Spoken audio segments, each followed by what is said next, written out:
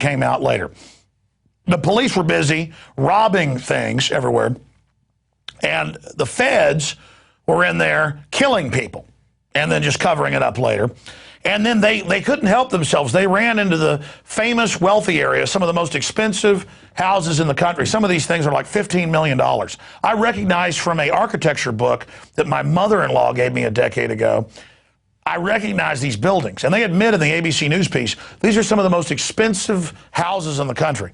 Big, giant things that look like the White House, okay, from the golden age of New Orleans 100 years ago or more. And they went into these rich people's houses, handcuffed them, and stole their guns. So, oh yeah, man, you got a problem? They're not going to help the poor people. They're going to come in old ladies' houses and stuff and beat them up and take them to the camp where they get gang raped by the criminals. And that happened at the Superdome, remember. So this is what government wants. It wants to set precedents to rob you because we have a kleptocracy like all these other countries. You think we're any different than any other nation? You get rid of the Bill of Rights and Constitution, folks, you're Mexico, you're North Korea, you're Russia. Let's go ahead and go, in case you forgot, how they want to help you with the troops in New Orleans. Here it is.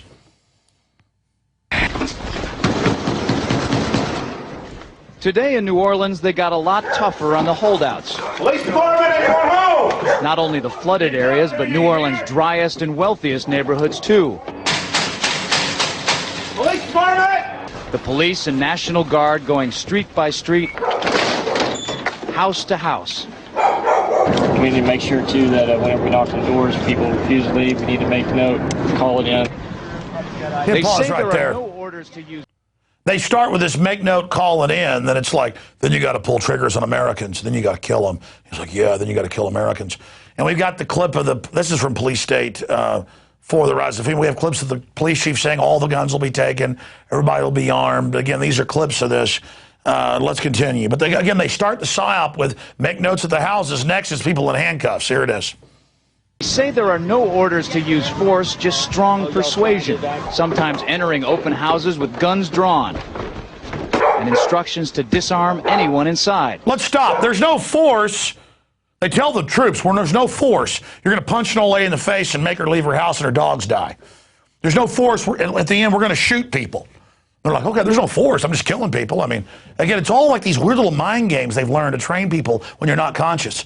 We're going to go around and confiscate guns. That's no force. Oh, yeah, that's no force. Well, hell, it's all right for us to do this. Then there's no force. Back to the clip. Guns will be taken. No one will be able to be armed. We will take all weapons. No. That happened today in this wealthy neighborhood where homeowners had armed themselves to protect their mansions. Hit pause. Hey, the cops aren't here in the military to help you protect your mansion. And my point is, if they can do this to rich people, they can do it to anybody. Oh, we're not going to help folks down there in the bad wards. Our cops are down there robbing banks right now on record and in pawn shops. No, we're here to rob you. That's what they were doing. And then the military would arrest you, and then the cops would come in and steal you blind. This is on record. I mean, the U.S. Army, regular Army and National Guard comes in, and then the police and the feds loot your butt. Oh, it only happens in the third world. No, folks, it happens everywhere. Only America was different. We were never perfect. And now that hedge of protection's gone. So you might as well just bend over, I guess, because there's nothing America won't take. Let's go back to it. Here they come. Here we come to get some goods. In the end, police took their weapons but let them stay in their homes. Oh, nice. They were a little bit threatened because our weapons were bigger than their weapons. For many of the police and guard troops, it is an uncomfortable job to do this in an American city. This guard unit occupied a church, using it as a base camp. They had to leave a note because they could not get hold of the pastor to get permission. It is surreal. Yeah, you never expect to do this in your own country. Chris Montgomery says he'd rather be in Iraq than patrolling American neighborhoods. Walking up and down these streets, you don't want to think about the stuff that you're gonna have to do if somebody pops around the corner. I mean, shoot in America. Yeah. By the way, the reporter that put together that propaganda piece got his face blown off in Iraq about a month later. So you reap what you sow, pal. You know what the reward of traitors is, don't you? Oh, I'm sorry. It wasn't just brown Iraqis getting blown up, was it? One of you little precious snake men. And then you shoot an American. Oh, God, it's so good. Yeah. All right, those that live by the sword, well, you know how they died. And I feel sorry for these people, but I studied that reporter, quite snake-like. And there's a bunch of other reports. I mean, we didn't even have the one where the old woman, they come and they say, we're going to take you with us. She says, I have plenty of food. I got a generator, got dogs. Over here, I got my little gun. I'm fine. And they just go like, boom. It's like, you're not going anywhere, baby. You're going to a rape camp. We got sewage running and gang members everywhere. We're going to throw you in there. And your dogs are going to starve to death here. We're going to loot your house. Because there's no, and I talked to emergency personnel that were there. That's how I knew about them killing citizens with their families trying to walk out on the bridges. Because it was all a big beta test, a big laboratory like Waco. And I talked to people, and I talked to folks who said that if women and children needed help, the troops and the police would say, let me see your breast. And they said, you want to ride out of here? Get on behind the shed. Can you imagine women needing help? And you're out there and you're like, well, let me have sex with you. I mean, what the hell? Maybe this country deserves to be destroyed. Maybe, I mean, you know, I mean, it is just, it's like pulling over to some woman who's got her car on fire, and you're like, I'll help you out here, but bend over first. I mean, who are these people? Where does this come into things? I mean, what happened? I talked to the people, and it came out they did this. They would demand sex from women to help. I mean, number one, who wants some woman who's been in the mud for 3 days and who wants to force it? I mean, they're demons, ladies and gentlemen. They're demons. And then they got Dudley Do-Rights going, it's surreal. We shoot Americans. Ooh. I talked to emergency responders like Charles and others that were calling me before it ever happened. He just goes by Charles, I know his last name. And he said, I can't believe it. I can't believe this big. He said, like half of them were having sex with women and robbing people, and the other half were going, it's surreal. I follow orders, what I do. I mean, and the good guys just sit there and go, you ought not be raping her. You're not a good guy. You're going along with it. People are like, you're so exceptional standing up against this.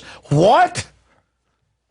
It's called self-preservation. You read a history book? The stuff coming down here is cancer. I keep saying it, folks. There's no getting out of it going along with it. You understand? It's the worst of the worst are in control. The sky's the limit. They like screwed up stuff. They don't want a normal world like we do. They're not like us. You figured that out yet? Like the guy they catch with dead bodies in his basement? They're not like us. Well, why'd he do that? Because they're not like us. Why'd Hitler do that? Because he isn't like us. Stop being idiots. Stop being dumbasses. Stop being naive, okay? All right, I got to hurry here. Look at this, the Daily Beast, which is even a Newsweek propaganda outfit. Local cops ready for war with Homeland Security-funded military weapons. A decade of billions in spending in the name of Homeland Security has armed local police departments. Well, yeah, they've been federalized with military-style equipment and a new commando mentality, but has it gone too far? They always like, oh, has it gone too far? Oh, yeah, you're going to find out when they take everything you got out of your bank account. They're going to take what the cops got. They don't care. Kissinger calls military men dumb animals. All I can tell the cops is don't drink the water and don't take those vaccines. You know what's good for you. Okay, continuing here. Alarm as Dutch lab creates highly contagious killer flu. I remember 6 years ago, an Australian lab created a human pox that can be developed in weeks by even low-tech laboratories that will kill 99% of any mammal it's designed for. And I love how in this one it's like, oh, you got government-funded groups. They've developed a bird flu that's super deadly and will kill millions of people. But they don't want the ingredients, you know, how to make it released to the public, which is pure bull. That way when all this stuff gets released and the globalists go in their bunkers, which is their plan in their own words. You know, if you're a cop watching or FBI, instead of just saying this guy's crazy, go look up Club of Rome. Go look up Dr. Pianka at UT. Go look up Peter Singer. Go look up what they say, the UN. Once the world government's in place, folks, and they shut the economy off to get us all dependent on government and put in martial law, then they start releasing plagues that get successively worse, and they get more control out of each one, just like a banker bailout, until they kill 80 to 90% of us.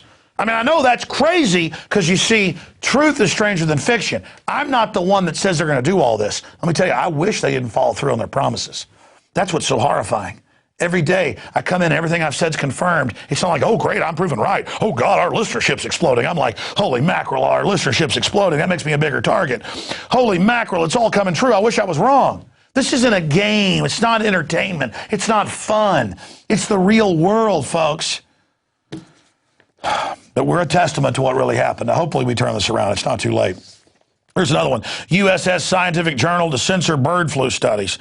That's out of The Guardian. We got those reports. And then we've got this little report here, and then a big final finale that one of our great researchers has put together, the al-Qaeda timeline, to illustrate that all this terror is fake. Missile parts accuse victim of U.S. entrapment extradition appeal. This is out of the London Guardian, biggest paper in England and Europe. And they admit here that the federal government contacted him and set him up to ship batteries to somebody so they can then connect it to missiles and claim that there's basically white al-Qaeda. Let me show you this article. He admits arranging the shipment of batteries from the U.S. and the Netherlands in 2006, a deal he said made him a profit of $500, but insists he had no idea as to their final destination and was the victim of a sting. And you ship some batteries, they just call them missiles. I mean, that's how these people operate. Now let me get to this final piece of news before we come back with our guest with more on tonight's top story. Al-Qaeda. Now, I asked the crew to put together a timeline, and quite frankly, Marcos put together, our great graphics guy, put one together bigger than I would have even done, but still small if you go through all the evidence. I mean, it would take hours to go through the connections with Al-Qaeda and the CIA and Israeli and British and Pakistani intelligence, as well as Saudi Arabian, which are all, quote, allies in the fight against terror. It's not saying there aren't real Muslim terrorists or groups, or Hezbollah out of Iran that launches some attacks. That's Shiite, separate from the Saudi Arabian Al-Qaeda group. But our media knows, but the public doesn't pay attention, so they say Saudi Arabia, is an Al-Qaeda, but Iran is, when they're Shiite, the arch enemies of the group. But if you look at the history of Al-Qaeda, who set it up, Zbigniew Brzezinski's written 2 books about it, the National Security Advisor in '79. And if you look at this whole process of the underwear bomber being put on the plane by the government on record, and Al-Qaeda being used against the Serbs, the Russians, being brought into Libya, it's amazing. So we'll start going to this timeline here while I narrate it. Early on, Hitler helped set up the first Muslim brigades, and then the West, when they took over the Middle East after World War II, they just took control of those. But it was reported by London Guardian, Jones Report, many other publications in the last decade that Osama bin Laden met with National Security Advisor Zbigniew Brzezinski when he was admittedly the main liaison to the Mujahideen for the United States. Other governments had other liaisons, and General Hamid Gul, who headed up Pakistani intelligence, he talked about meeting bin Laden in some of those operations